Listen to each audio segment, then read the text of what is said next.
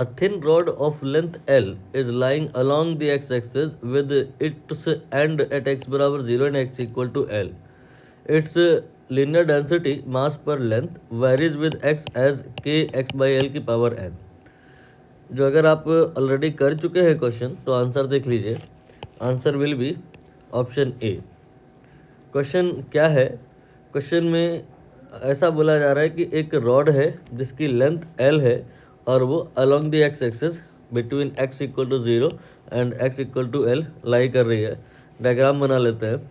ये सपोज करिए x axis है और यहाँ पे x इक्वल टू 0 है और यहाँ पे x इक्वल टू L है. इन्हीं दो पॉइंट के बीच में एक रॉड आपको एज्यूम करना है. Suppose this one is your rod. इस रॉड के साथ में स्पेशल क्या है कि इसका जो लीनियर मास डेंसिटी है, सपोज करिए इसे अगर हम लैम्डा कहें तो ये कांस्टेंट नहीं है, ये x का फंक्शन है.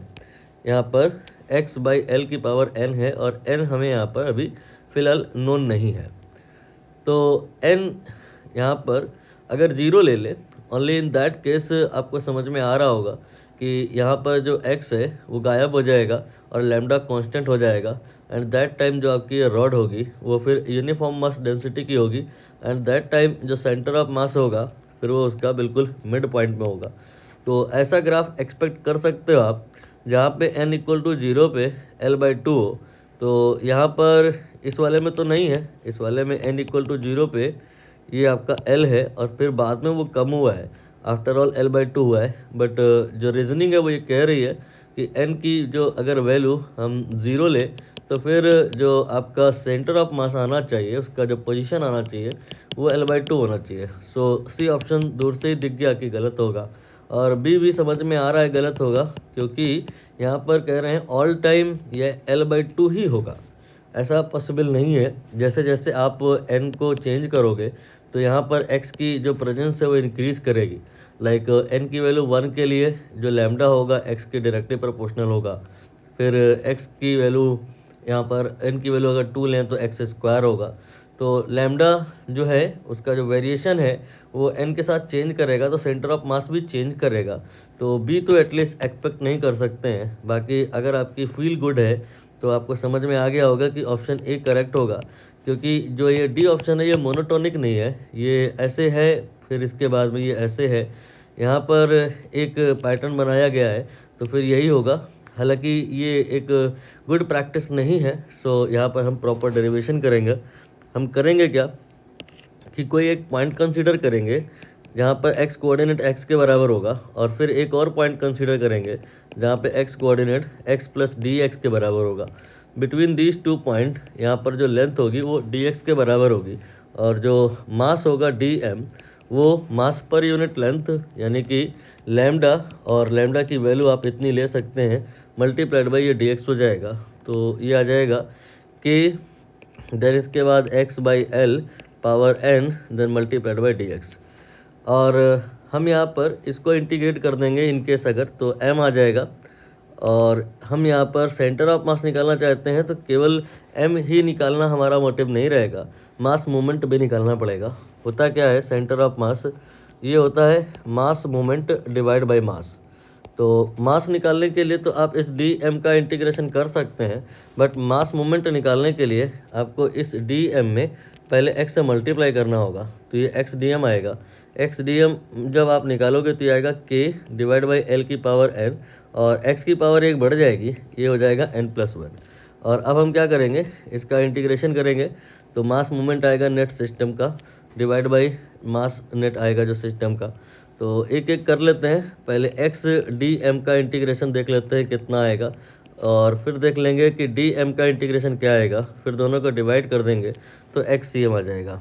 तो पहले जो आपको ठीक लग रहा हो वो कर लो. मैं चलो dm निकाल लेता हूँ. तो ये आ जाएगा k देन x की power n divided by l की पावर n एंड इंटीग्रेशन. तो यहाँ पर जो इंटीग्रेशन आएगा that will be k divide by L की पावर n और ये हो जाएगा x की power n+1 and divide by n+1. यहाँ पर वैल्यू भी रखेंगे, लिमिट रखेंगे. तो x की जो बिगिनिंग में वैल्यू होगी lower limit 0 upper limit l, you can say 0 to l we can put here. So it will be k divided by l की पावर n, और ये आ जाएगा l की power n+1 and divided by n+1। यहाँ पर इसको और इसको हम जब कंबाइन करेंगे तो ये आएगा k l की पावर n+1 माइनस n, तो ओनली l आएगा डिवाइडेड बाई ये आ जाएगा n+1। मास की वैल्यू हमने निकाल ली है, और अब हम क्या करते हैं यहाँ पे लिख लेते हैं मास की वैल्यू। ये अपना जो आया है that is KL divided by n+1। Now we will calculate the XDM integration. तो यहाँ पर वैल्यू पुट कर लेते हैं XDM की। XDM यहाँ पर जो है जब इंटीग्रेट किया जाएगा तो ये फैक्टर आपका बाहर आ जाएगा k डिवाइडेड बाई l की पावर n, और इंटीग्रेशन होगा इस बार x की पावर n का नहीं होगा, n+1 का होगा।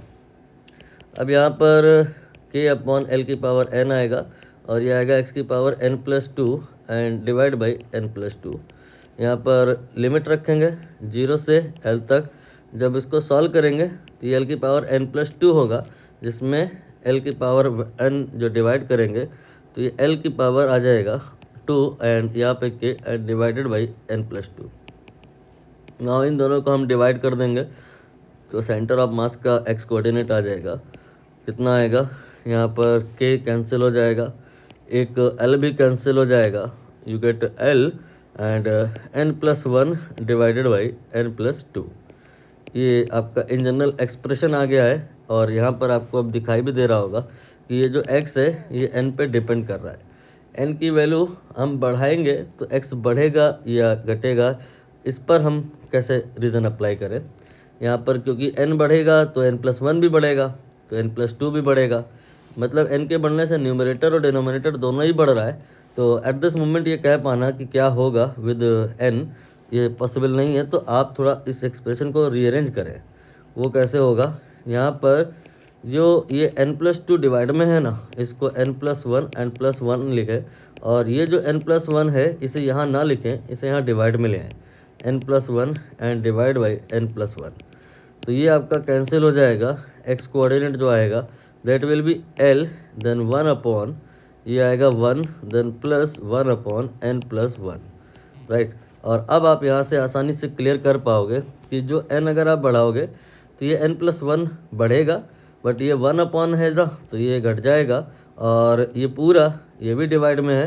तो आफ्टर ऑल जो n के साथ होगा रेसिप्रोकल होके रेसिप्रोकल हुआ है, तो आप कह सकते हो कि जो n के साथ होगा वही x के साथ होगा।